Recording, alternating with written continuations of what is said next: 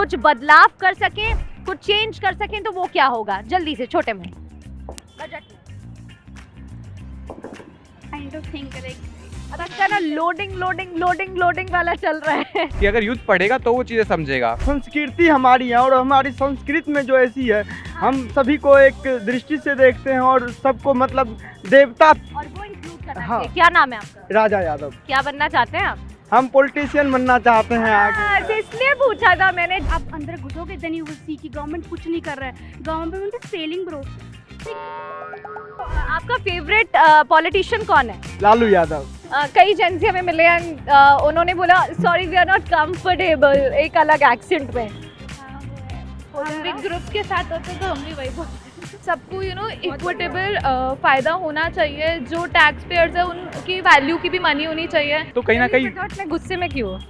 नहीं, ये सिर्फ बात करने का तरीका है। देखो मैं दर्शन विभाग से तो लगता है कि हाँ, सवालों का जवाब नहीं मिला इनको आज। जब बात जेनजी की होती है तो जेनजी सिर्फ और सिर्फ बजट को सरकारी फाइल की तरह नहीं देखता है, बल्कि भविष्य में जेनजी के लिए क्या अपॉर्चुनिटी होने वाली है, भविष्य में जो बजट पेश होने वाला है उससे क्या असर होगा युवा की जिंदगी में और उसमें भी जेनजी की जिंदगी में। आज हम इसी पर बात करने वाले हैं। नमस्कार, मैं हूं आपके साथ प्रगति शर्मा और जेनजी टॉक में एक बार फिर से आप सभी का बहुत बहुत स्वागत है। तो मेरे साथ कुछ युवा जेनजी मौजूद हैं, उनसे ही बात कर लेते हैं। द हिंदू कॉलेज के बाहर हम मौजूद हैं और मैंने सुना है कि बहुत ही इंटेलेक्चुअल बच्चे यहाँ पर पढ़ते हैं।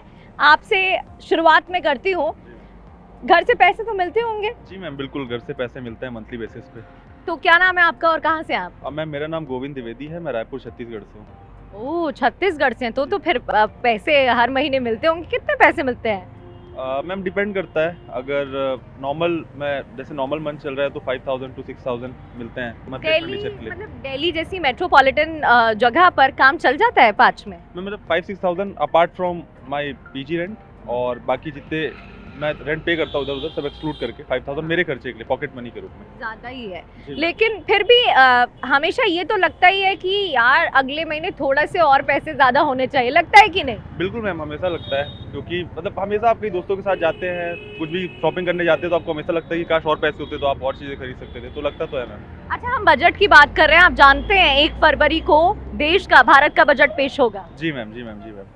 क्या समझते हैं बजट से? मतलब जब हमें लगता है कि जो हमें पैसे घर से मिल रहे हैं सेविंग्स के, वो थोड़े और ज्यादा होने चाहिए, तो जो हमारा बजट पेश होने वाला है उसमें भी ऐसा लगता है यूथ के लिए, जेनजी के लिए कुछ ज्यादा हो?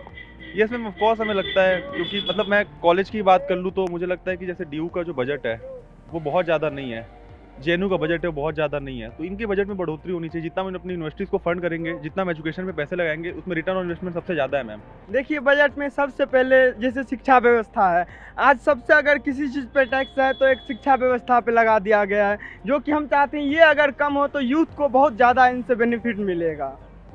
तो मुझे ऐसा लगता है कि मतलब अभी करंट सिनेरियो की जिस तरह अदर कंट्रीज एज कंपेयर में मैं यूएस को कर सकता हूँ और अदर चाइना जैसी डेवलप्ड कंट्रीज जो अभी ज़्यादा अपना इन्हांसमेंट अपना फोकस दे रही है एआई को लेकर के। जैसे अभी इंडिया में आई नो कि अभी कुछ चीज़ें चल रही हैं एआई को लेकर के, बट वो एज अ मैसिव स्केल में वो गवर्नमेंट उस चीज़ में ज़्यादा इनिशिएटिव नहीं ले पा रही है। तो गवर्नमेंट को मे बी एआई से रिलेटेड आरएनडी में थोड़ा बजट का अपना थोड़ा इंक्रीज़ करना चाहिए, और एजुकेशन को लेकर भी एजुकेशन में और इन्हांस करने एज सच रिसर्च, जैसे एनईपी 2020 पॉलिसी है, ये अच्छी पॉलिसी, बस इसमें भी थोड़ा सा और एडवांसमेंट और थोड़ी इसमें फंड की बजट की और ज़रूरत है। क्योंकि अभी जैसे 4th ईयर हमारे कॉलेजेस में ऐसा क्या चल रहा है कि 4th ईयर चल रहा है, कहीं ना कहीं यूनिवर्सिटी से ऐसे इंफ्रा नहीं मिल पाए कि कहीं ना कहीं लैक हो रहा है कि प्रॉपर टीचर्स एलोकेशन में दिक्कत आ रही है। युवा जो यूज़ करते हैं टेक्नोलॉजी पे भरोसा रखते हैं, हम ये समझते हैं कि टेक्नोलॉजी से हम चीज़ें अपनी ईजी कर सकते हैं, कंफर्टेबल लाइफ बना सकते हैं, वहाँ इन्वेस्टमेंट होना ज़्यादा ज़रूरी है, वहाँ बजट का पैसा जाना ज़्यादा ज़रूरी है। यानी कि जो डिजिटल जो गैजेट्स हैं, जो डिजिटल उपकरण हैं, उन पर भी इजाफा होना चाहिए। जी जी।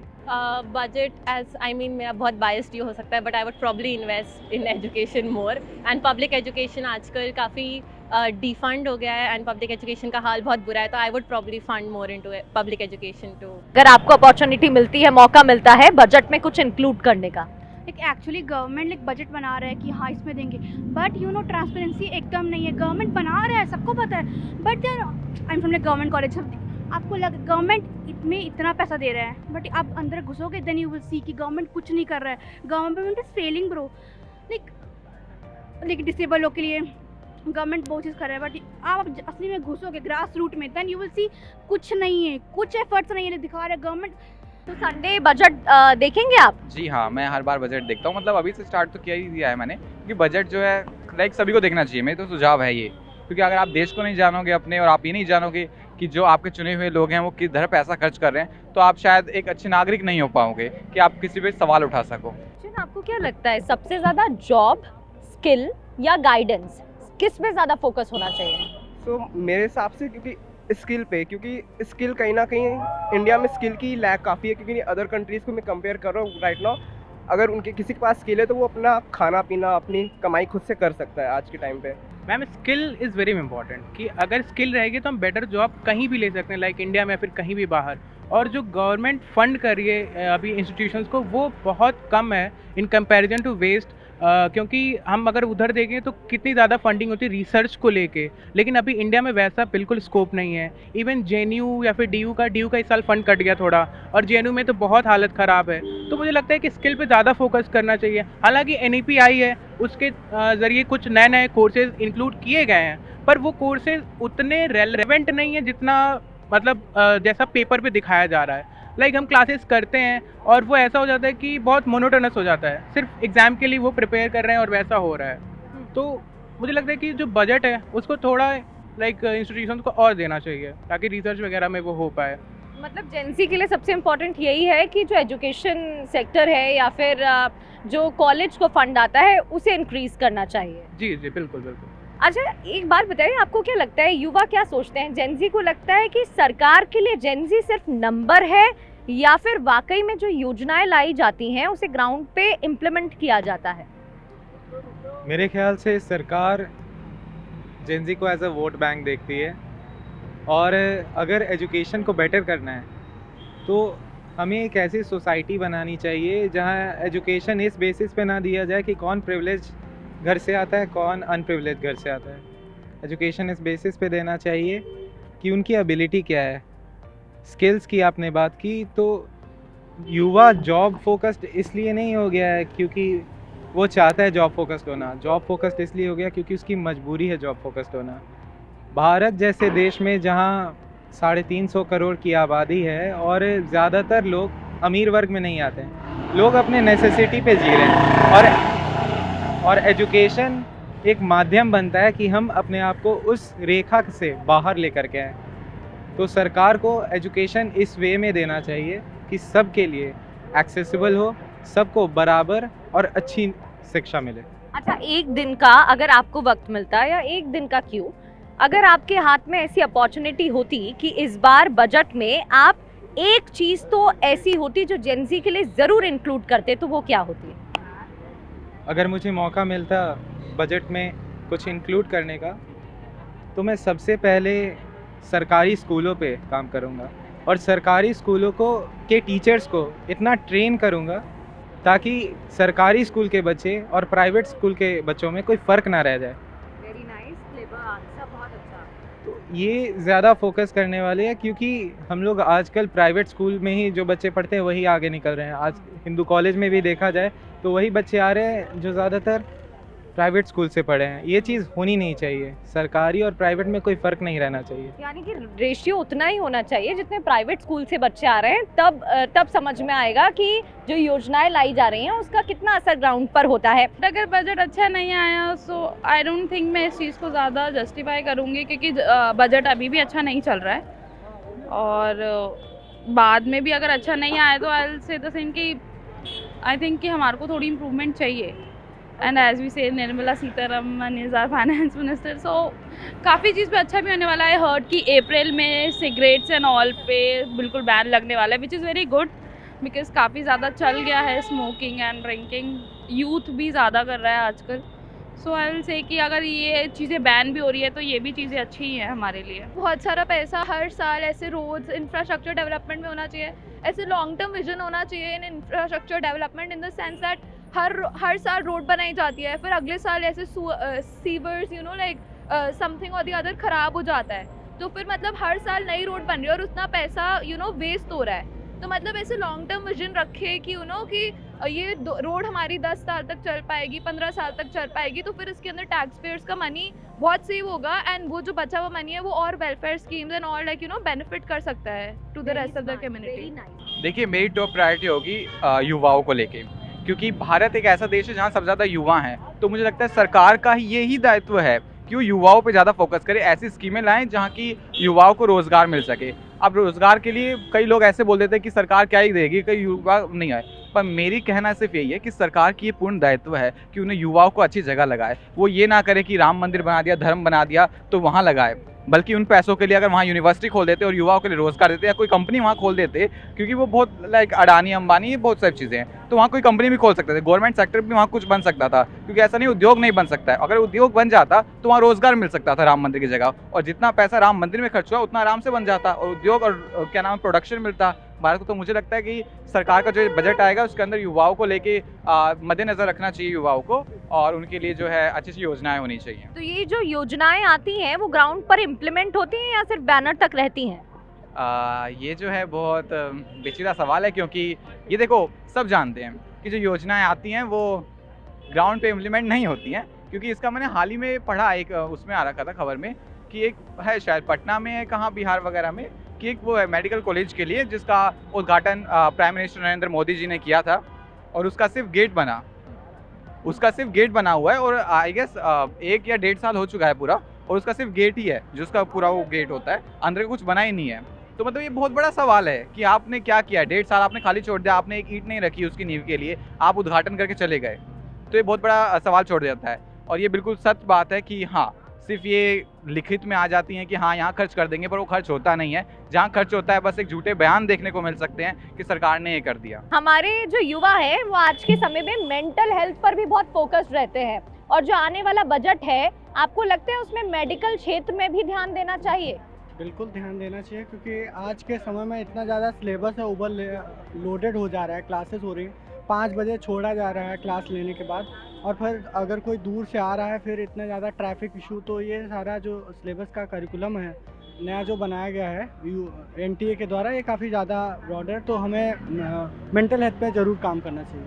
मैम ये बात है कि अभी जो भी लोग यूनिवर्सिटीज़ में पढ़ रहे हैं उनके कहीं ना कहीं एक मेंटल प्रेशर होता है, एक सोसाइटियल प्रेशर होता है, तो उन हर चीज़ को ओवरकम करना, हर चीज़ छोटी छोटी चीज़ों के बारे में बात करना ये बहुत ज़रूरी है। अभी के टाइम पे डिप्रेशन हो गया या फिर ऐसी चीज़ें हैं जो अभी यानी कि मेडिकल क्षेत्र में, बिल्कुल मेडिकल क्षेत्र में, या फिर उनकी माइंड काउंसलिंग से लेकर के वो फ्यूचर में क्या करेंगे उस चीज़ के बारे में बताना, उनको एक प्रैक्टिकल अप्रोच देना कि सिर्फ यही नहीं कि वो टेक्स्ट बुक्स के साथ ही रह पाए। इसके लिए गवर्नमेंट काम भी ज़रूर कर रही है, किसी भी चीज़ को हम पूरी तरह नकार नहीं सकते और पूरी तरह एक्सेप्ट नहीं कर सकते। ज़रूर NEP के ऐसे गाइडलाइंस हैं जो कहीं ना कहीं इन चीज़ों के बारे में बात करते हैं। तो मैम ओवरऑल हर चीज़ों में एक सुधार होना चाहिए, बिल्कुल उस चीज़ को रिजेक्ट करना ये भी गलत है, पूरी तरह एक्सेप्ट करना ये भी गलत है। कई सेक्टर्स पर काम करके, चाहे डिफेंस की बात हो, अभी ऑपरेशन सिंदूर को भी अंजाम दिया गया था, तो ऐसे ही अलग अलग सेक्टर्स में कोशिश यही है कि आत्मनिर्भर भारत की ओर बढ़े, विकसित भारत की ओर बढ़े, जैसे कि हमारे प्राइम मिनिस्टर नरेंद्र मोदी कहते हैं। आपको लगता है ऐसा होना चाहिए? बिल्कुल, मतलब आत्मनिर्भर भारत की तरफ पहला एंड सबसे मोस्ट इम्पॉर्टेंट स्टेप तो ये होगा कि आप अपने देश में जो रिसर्च का डेवलपमेंट है वो उसको बढ़ाएं। जैसे IITs में PhD मेकर्स हैं जो PhDs परस्यू कर रहे हैं, IISc जैसे इंस्टीट्यूट्स में इतने सारे स्टूडेंट्स हैं जो उनके अवेलेबल इंफ्रास्ट्रक्चर से डिससेटिस्फाइड हैं। हम लोगों ने अभी बहुत सारी रिपोर्ट्स देखी कि IIT में PhD स्टूडेंट्स सुसाइड्स कर रहे हैं, उनके पास इंफ्रास्ट्रक्चर ही नहीं है, they have no guidance whatsoever कि वो आगे क्या करें। तो अगर आत्मनिर्भर भारत की तरफ किसी भी सेक्टर में, मेडिकल हो, डिफेंस हो, रिसर्च इज़ वेरी इंपॉर्टेंट। तो मैं तो नए बजट से भी यही एक्सपेक्ट करूँगा 2027 में, 2026 में, अपकमिंग ईयर्स में, कि रिसर्च को बहुत ज़्यादा तवज्जो दिया जाए, जिससे कि आत्मनिर्भर भारत का जो प्लान है वो और स्ट्रॉन्ग। विशाल, ऐसा समझा जाता है कि जो यूथ है, स्पेशली उसमें जो जेनजी है, वो बहुत सीरियस नहीं होता है बजट जैसी चीज़ों के लिए, क्या आपको लगता है? Is it true? हाँ, ये बिल्कुल सही है। जो यूथ है वो बिल्कुल सीरियस नहीं है उस चीज़ के लिए, क्योंकि यूथ को पता है ऐसी चीज़ें चाहिए, उसके लिए सबसे ज़्यादा पढ़ाई ज़रूरी है, कि अगर यूथ पढ़ेगा तो वो चीज़ें समझेगा। और यूथ को जो है उलझा दिया जाता है धर्मों वाली चीज़ों में, कि जो चीज़ हैं, अब देखिए वो एक बहुत अलग विषय हो जाती है कि वो इतिहास है या कुछ चीज़ है। जैसे अभी हम इतने लेट हो गए तो इसीलिए आए हैं, क्योंकि अब हुआ क्या कि क्लास के अंदर कुछ डिस्कशन हो रहा था। डिस्कशन ये हो रहा था कि महाभारत का इंस्टेंस बताया जा रहा था कि गीता ये है। हमने वहाँ प्रश्न किया कि क्या आप मानते हैं कि वो चीज़ें सत्य हैं? पर उन मास्टर का जो कहना था वो यही था कि देखो हम ये मानते हैं, उन्होंने डायरेक्ट उस चीज़ को इम्प्लीकेशन किया कि हाँ ये चीज़ है। बट उसके बाद में जब हम लोग रुके 1-2 घंटा बाद, तो उन्होंने बताया कि देखो आपने जो प्रश्न किया वो क्लास के लिए नहीं था, कि मेरा तरीका है क्लास को बताने के लिए। तो ऐसे ही परंपरा जो बढ़ती हैं, अभी जैसे टीचर अगर सबको बताता तो सबको समझ में आता कि वो चीज़ सही नहीं है। तो एक शब्द कोई ऐसा होता जो बजट के लिए आप देना चाहते कि अगर बजट बहुत अच्छा हो, फॉर एग्जाम्पल पूकी, तो अगर बहुत अच्छा बजट हो तो आपको क्या लगता है वो शब्द क्या होना चाहिए? एंड ज़रूरी नहीं है कि वो ऐसे ही क्रिंज लैंग्वेज में हो, इट शुड बी, मतलब वो बहुत अच्छा भी हो सकता है। I guess better fin, like finance fin. आप? मैम एक वर्ड अभी तो कुछ ऐसे ध्यान में नहीं आ रहा। Top notch. क्या होता है टॉप नॉच? सबसे बेहतर, मतलब ऐसा बजट जो कभी दिखा ही नहीं। ये एक्चुअली मैं जेनजी से खुद रिलेट नहीं करता मेरी जो वोकैबुलरी है बहुत ही ओल्ड स्कूल टाइप है, तो like I personally don't know like Gen Z slangs personally, so I guess the best person would be her. कोई word? Fabulous. That's it. Yeah. Aura farming. Aura farming. अच्छा, ये aura farming की कोई reel तो trend हो रही है, ये तो मुझे भी पता है। Yes. क्या है aura farming? So basically, aura is basically like how nonchalant you are. So like the more nonchalant you are, मतलब आप बहुत ज़्यादा, अब इसका भी cool हो, आपको, आप बहुत cool हो, you know, like how nonchalant you are describes how nonchalant मतलब आप बहुत कूल हो। हाँ जी। मतलब शलांट मतलब तो आप लोगों के बारे में सोचते हैं, Yeah. देखते हैं, Yeah. और अगर आप ऐसा नहीं कर रहे तो आप कूल हो। Yeah, that's the new like Definition. I don't agree with this statement personally, but that's like the general, like, you know, what's this about, like आपको पता है वो वित्त मंत्री कौन है जिन्होंने सबसे ज्यादा बजट पेश किया है? कि नहीं, मुझे नहीं पता। नहीं पता, ओके। चलिए, हलवा सेरेमनी के बारे में जानते हैं कुछ? नहीं जानते। थोड़ा करो, इतना मुश्किल नहीं। मतलब मैंने पढ़ा था, काफ़ी टाइम हो गया। जब मैं फिलोसफी का स्टूडेंट हूँ तो फिलोसफी के स्टूडेंट हैं, तो थोड़ा बहुत तो आप गेस कर, आप में से कोई बताना चाहेगा ये हलवा सेरेमनी क्यों होती है बजट से पहले? मैंने सुना है इसके बारे में, बट मैं गेस कर सकता हूँ शायद इस वजह से होती है कि बजट कंप्लीट हुआ तो उसकी शायद खुशी में ऐसा कुछ करते हो, मीठा अच्छा, बनाते हो। हमारे यहाँ ना एक कहावत है कि कुछ शुभ काम से पहले मीठा जरूर खाया जाता है, तो अब कोई गैस करना चाहेगा? हाँ, हमें लगता है मैं भी इसीलिए होता है कि बधाई, मतलब उसके लिए इन्होंने ना छोड़ दिया मेरे पर, बस इसीलिए होगा। आपको हलवा सेरेमनी के बारे में पता है कुछ? नहीं। देश के वित्त मंत्री का नाम क्या है? निर्मला सीतारमण। इस बार एक रिकॉर्ड भी वो बनाने वाली हैं, जानते हैं आप? हाँ जी मैम, वो सबसे ज़्यादा दिन तक एज अ इकोनॉमिक मिनिस्टर वो बजट पेश करने हाँ वाली जी वित्त मैम। मंत्री होंगी, महिला वित्त मंत्री। जी मैम। हलवा सेरेमनी क्या होती है जानते हैं? मैम उसे एक सेलिब्रेट किया जाता है बजट को, जब वो आता है तो उसको मतलब उस चीज़ को जैसे हम अपनी कोई सक्सेस को सेलिब्रेट करते हैं तो उस तरीके से मीठा खा के उसे सेलिब्रेट किया। Very nice. सबसे ज़्यादा बजट पेश करने वाले वित्त मंत्री कौन है? उनके नाम पर रिकॉर्ड है, लेकिन हालांकि वो कंटिन्यूअस नहीं है। Any guesses? Ma'am can you give options? So वो नाम जो कि, अच्छा, कई लोगों ने ना यहाँ अरुण जेटली का नाम लिया, कुछ लोगों ने पी चिदम्बरम तक बोला, बट उनसे पुराने नेता है वो। मैम मुझे अच्छा, मैंने कहीं पढ़ा है, देसाई। मुनार्जी देसाई। बेस्ट पार्ट जो मुझे लगता है, आज का युवा, आज का जेनजी इमोशंस को बहुत समझता है, एंजाइटी, डिप्रेशन, वो खुलकर बात करता है और वो दूसरों के इमोशंस को उतनी रिस्पेक्ट भी देता है। That's very true, like because we are more aware, we are able to, you know, communicate better, and like even through, like, you know, Instagram and all of that, even though reels you take it in a funny manner, but sometimes, you know, it makes the उसका भी person एक महत्व होता है। हाँ, like, you know, when we are like scrolling a lot, we are sharing certain things, so it's also a way of showing affection to other people, you know. So it's just like we are more aware and we are better communicators than the older generation, jinko, you know, they were taught to, you know, keep the feelings to themselves. Even like the boys, like, you know, are getting aware that you can share. वो बात कर रहे हैं अपने emotions के बारे में।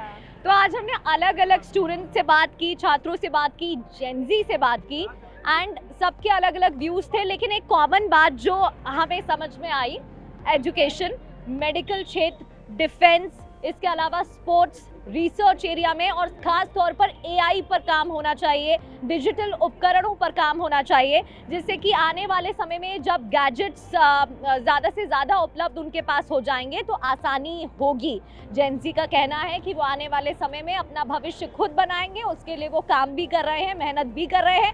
आज के लिए जेन ज़ी टॉक में इतना ही। आने वाले समय में नए विषय के साथ एक बार फिर से हम हाजिर होंगे। Good bye.